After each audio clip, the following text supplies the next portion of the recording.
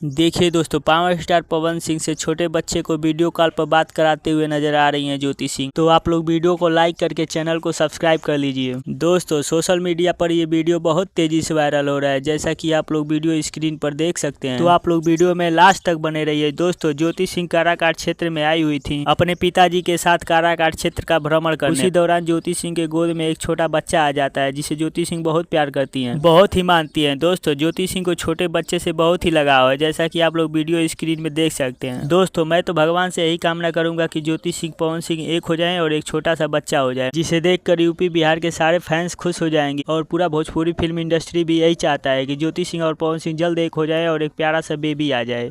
दोस्तों, मैं आप सबको बता दूं कि ज्योति सिंह काराकाट क्षेत्र में आई हुई थी। उसी दौरान ज्योति सिंह के गोद में बच्चा आ जाता है, जो सोशल मीडिया पर बहुत तेजी से वायरल होने लगता है। इसलिए मैं सोचा कि ये न्यूज आप सबको बता दूं। दोस्तों, ये वीडियो देखकर लगता है कि ज्योति सिंह और पवन सिंह का रिश्ता काफी अच्छा हो गया है, क्योंकि पिछले बार ज्योति सिंह काराकाट क्षेत्र में आई हुई थी तो बहुत उदास लग रही थी, लेकिन इस बार बहुत खुश नजर आ रही है। तो आप लोग वीडियो को लाइक करके शेयर कर दीजिए। मिलते हैं नए वीडियो में। धन्यवाद।